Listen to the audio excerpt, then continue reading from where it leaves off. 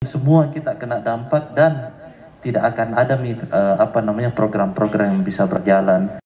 Karena kalau melalui saya rasanya susah untuk menempuh JSR. Pasti ingat tapi coba-coba.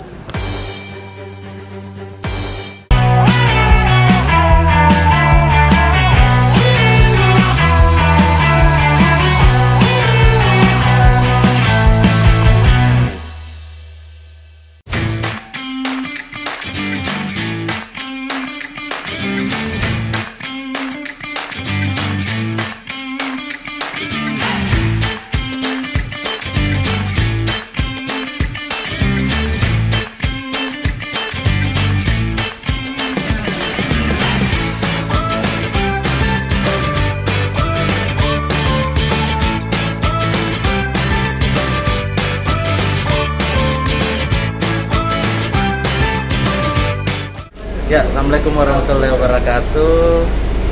Hari ini kita melakukan sosialisasi Perda yang kita laksanakan di Hotel Al Madera. Untuk selanjutnya seperti apa? Ayo kita lanjut ke dalam.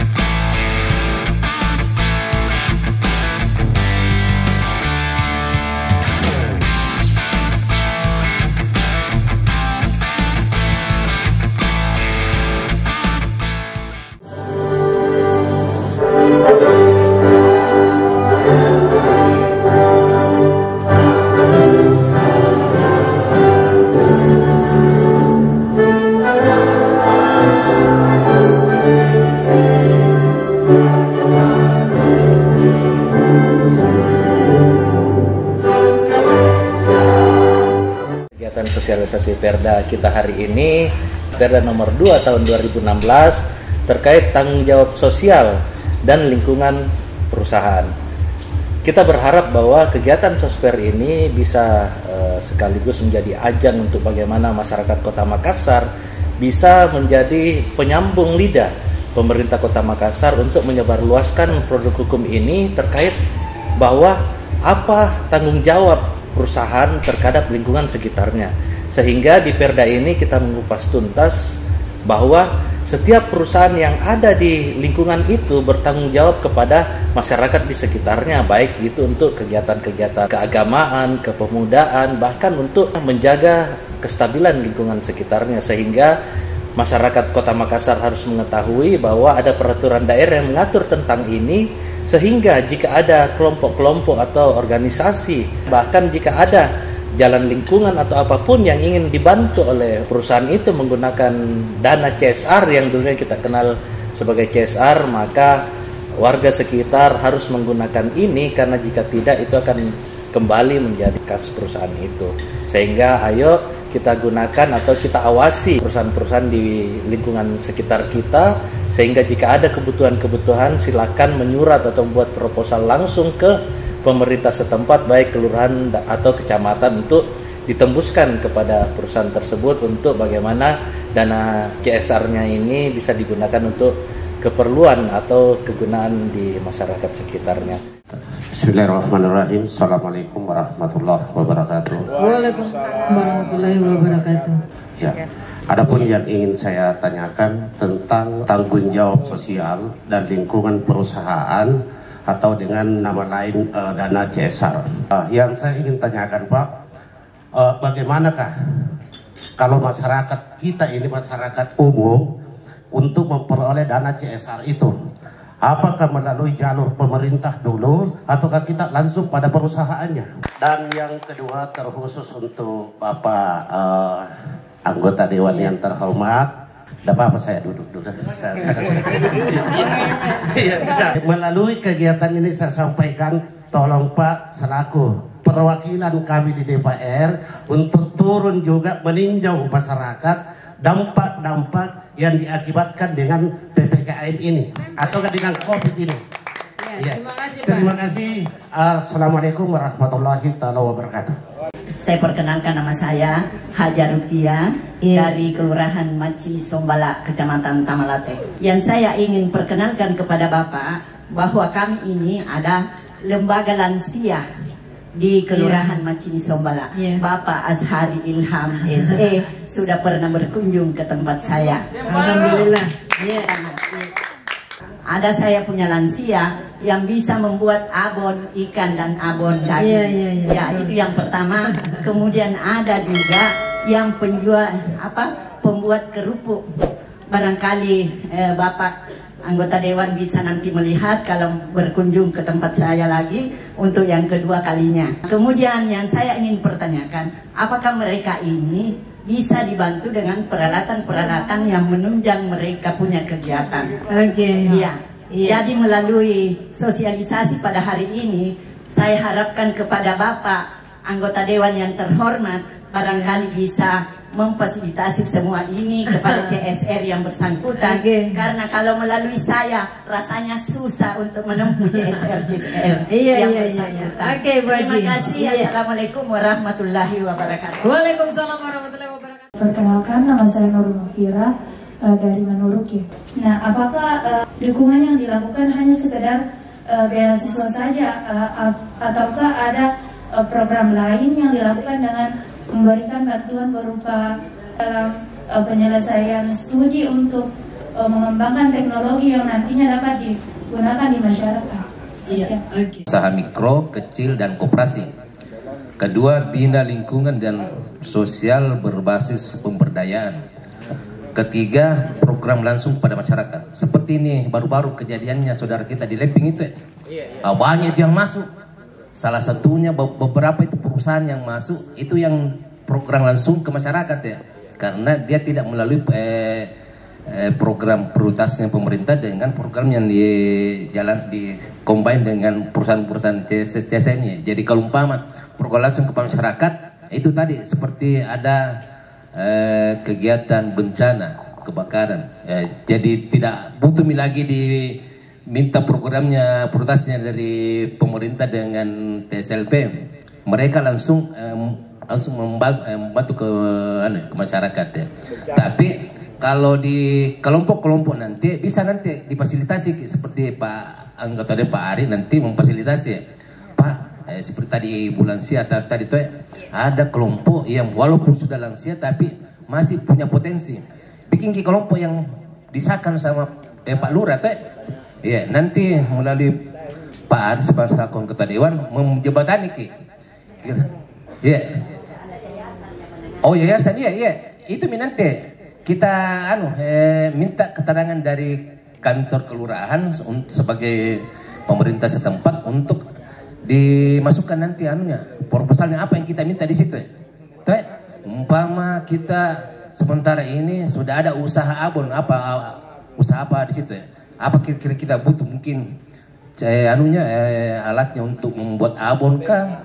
Iya, itu yang nanti difasilitasi karena ini Perda sudah mengatakan ada dewan ya, dewan TSLP namanya. Dewan TSLP itulah yang merumuskan meramu ini apa kebutuhannya masyarakat di bawah yang tidak bisa diakomodir oleh pendanaan pemerintah. Ini yang dibantu melalui CSR. Iya. Silakan Pak Nasar. Baik, saya tambahkan sedikit. Yang Bapak sampaikan betul. Jadi ada beberapa bentuk ya penyaluran terkait dengan bantuan CSR yang dimaksud. Tetapi kalau kita bicara alur untuk memperoleh CSR yang dimaksud, nah kalau misalnya kita sudah punya lembaga atau kelompok yang paling kecil misalnya yang ada di lingkungan kita, itu kita bersurat dulu Pak. Kita bersurat ke pemerintah di lingkungan kita. Untuk selanjutnya itu akan diteruskan ke Dewan TSLP yang tadi. Kenapa? Karena kalau misalnya kita mau menyalurkan terkait dengan bantuan-bantuan yang dimaksud, kalau misalnya tidak jelas untuk dan fungsi tujuannya apa, ini akan dipertanggungjawabkan. Karena ada pertanggungjawaban yang akan dilaporkan oleh perusahaan yang dimaksud. Nah alurnya seperti itu. Nah mungkin Bapak dapat privilege ya dari bantuan di Goa. Saya yakin insya Allah akan dibantu sama Pak Ari untuk kota. Yang jelas satu pesan saya bahwa manfaatnya jelas, ya, manfaatnya jelas, dan memang itu demi kemaslahatan umat bersama. Ya. Sama seperti yang Ibu Haja Rukia tadi, ya, sudah ada yayasan yang menaungi, banyak keahlian yang bisa dimiliki.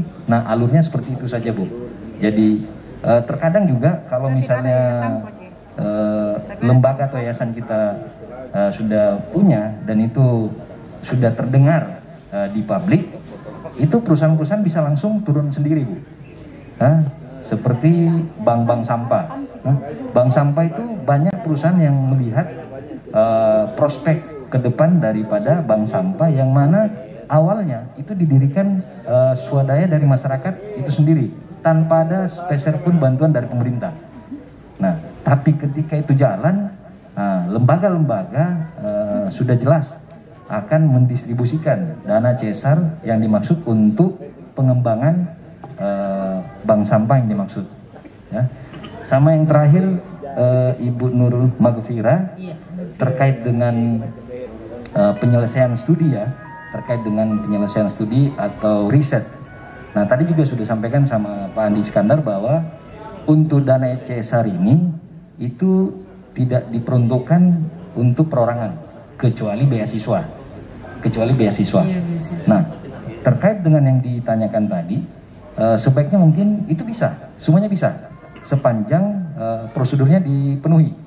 Jadi kalau misalnya Ibu Andi Magfira ini ingin melakukan riset misalnya di bidang teknologi, coba dibuat satu kelompok, ya, kelompok yang mana proposal terkait dengan manfaat dari teknologi atau fungsi kedepannya apa, itu bisa juga disampaikan ke Dewan Pengawas TSLP ini, yang mana juga itu bisa langsung dibawa ke perusahaan-perusahaan yang dimaksud. Misalnya Ibu di wilayah Tamalate, ya, perusahaan yang ada di situ bisa, sepanjang jelas yang tadi, jelas, ya, maksudnya jelas ketika misalnya riset yang dimaksud itu memang berpotensi untuk manfaat yang lebih besar untuk masyarakat di kemudian hari, ya. Mungkin tambahan dari saya gitu. Ya, baik, saya cuma melengkapi saja yang telah disampaikan oleh kedua narasumber kita, bahwa untuk prosesnya itu, ya, akan daku Pak Haji, bahwa kita bisa menyurat nanti ke kecamatan setempat, nanti kita tembuskan langsung ke saya. Supaya apa? Supaya saya bisa mengawal bahwa proses pengerjaan bantuan yang ke wilayah ini sudah sampai di mana. Kenapa? Mungkin ada yang bertanya bahwa kenapa perusahaan hanya bisa membantu yang sudah mempunyai lembaga atau yayasan. Karena pemerintah membuat peraturan daerah ini untuk memastikan bahwa perusahaan-perusahaan yang membantu ini sudah sesuai atau sudah tepat sasaran. Karena tidak sedikit bahwa banyak perusahaan juga yang cuman membuat kamuflase. Dia seolah-olah membantu kepada perorangan, tetapi yang dibantu itu hanya keluarganya, pegawainya, dan lain-lain. Kenapa diwajibkan harus mempunyai lembaga atau yayasan? Karena pemerintah daerah mau memastikan bahwa perusahaan ini tidak main-main dalam menyelenggarakan bantuan untuk CSR yang dimaksud. Kemudian terkait bantuan ke Yayasan Lansia tadi, mungkin sama, ya, kita menyurat nih ke Pak Camat, nanti kita tembuskan ke saya juga. Insya Allah saya akan kawal semaksimal mungkin supaya itu bisa berkelanjutan. Yang kedua terkait tanggung jawab kami sebagai anggota DPRD terkait permasalahan ini. Masalah COVID ini bukan hanya di Makassar saja, tetapi di seluruh dunia. Bukan hanya pengusaha-pengusaha kecil yang mati, ya, tetapi banyak sekali perusahaan besar juga yang terkena dampak ini. Bisa kita keliling kota Makassar, dihitung jari hotel yang masih bisa buka sampai saat ini. Kalau kita keliling ke daerah sekitar daerah Pantai Losari sana, daerah Lasinrang, itu banyak sekali hotel yang tutup karena tidak mampu untuk membiayai operasional karyawannya. Sehingga memang kita harus sedikit bersabar. Pemerintah memang kemarin kita memang mempush untuk memberikan bantuan, tetapi bersabar yang dibantu memang kemarin berupa sembako memang betul-betul orang yang tidak mampu. Karena kalau pemerintah kota mau memberikan bantuan kepada seluruh warga kota Makassar atau orang-orang yang berdampak, mungkin semua kita kena dampak dan tidak akan ada program-program yang bisa berjalan.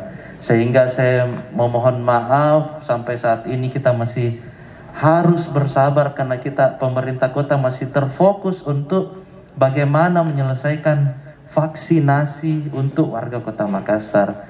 Di DPRD pun kita mulai dari biaya-biaya perjalanan dan lain-lain, itu semua dipotong, dipangkas, bahkan banyak kegiatan yang direfocusing untuk bagaimana penanganan pandemi COVID-19 ini.